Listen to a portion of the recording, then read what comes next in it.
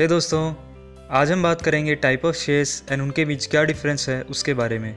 जैसा कि पहले ही मैं अपनी वीडियो में बता चुका हूँ, शेयर्स का मतलब होता है बांटना। जब कोई कंपनी कैपिटल जनरेट करने के लिए उसको अलग अलग हिस्सों में बांट के पब्लिक को बेच देती है, जिन्हें हम कहते हैं शेयर होल्डर्स। अब ये शेयर होल्डर्स भी दो टाइप के होते हैं। एक होता है इक्विटी शेयर। इक्विटी शेयर्स को ऑर्डिनरी शेयर्स भी कहा जाता है एंड इक्विटी शेयर होल्डर को वोटिंग राइट्स मिलते हैं। एंड सेकंड होता है प्रेफरेंस शेयर।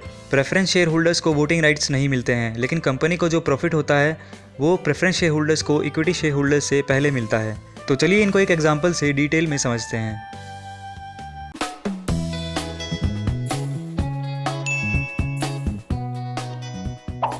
सपोज कीजिए ये हैं मिस्टर एक्स, जिन्होंने एक कंपनी के इक्विटी शेयर्स खरीदे हुए हैं, एंड ये हैं मिस्टर वाई, जिनके पास कंपनी के प्रेफरेंस शेयर्स हैं।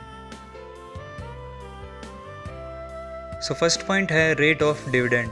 दोस्तों, डिविडेंड होता है प्रॉफिट। सो प्रेफरेंस शेयर होल्डर्स को फिक्स रेट पे डिविडेंड मिलता है। मिस्टर वाई को कोई फ़र्क नहीं पड़ता कि कंपनी को कम प्रॉफिट हुआ है या ज़्यादा प्रॉफिट हुआ है।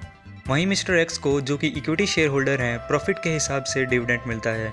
मान लीजिए कंपनी को कोई प्रॉफिट नहीं हुआ तो मिस्टर एक्स को उस साल में कोई डिविडेंड नहीं मिलेगा, बट मिस्टर वाई का नेक्स्ट ईयर के लिए ऐड हो जाएगा। सेकेंड पॉइंट है प्रेफरेंस राइट। इसमें क्या होता है दोस्तों, कंपनी का जो प्रॉफिट है वो पहले मिस्टर वाई को मिलेगा, फिर मिस्टर वाई को पे करने के बाद जो बचेगा उसमें से मिस्टर एक्स को मिलेगा। सो प्रेफरेंस शेयर होल्डर को इसमें फर्स्ट प्रेफरेंस दी जाती है। थर्ड पॉइंट है वाइंडिंग अप।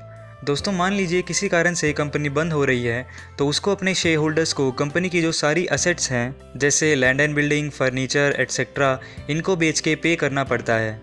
तो इसके अंदर भी पहले मिस्टर वाई को पे किया जाएगा एंड देन जो बचता है वो मिस्टर एक्स को मिलेगा। यानी प्रेफरेंस शेयर होल्डर को पहले एंड उसके बाद इक्विटी शेयर होल्डर्स को। फोर्थ पॉइंट है दोस्तों वोटिंग राइट्स। अब अगर वोटिंग राइट्स की बात की जाए तो मिस्टर एक्स, जो कि इक्विटी शेयर होल्डर हैं, उन्हें मिलती है कंपनी के voting rights. For example, company के बोर्ड ऑफ डायरेक्टर्स को चूज़ करने के लिए वोटिंग होती है, तो मिस्टर एक्स को ये राइट मिलता है उसके लिए वोट करने का। वहीं मिस्टर वाई को कोई वोटिंग राइट्स नहीं मिलते। फिफ्थ पॉइंट है right to participate in management. ये भी दोस्तों वोटिंग राइट्स की तरह जो equity share holder mister X को कंपनी के मैनेजमेंट एंड कंट्रोल करने के राइट्स भी होते हैं।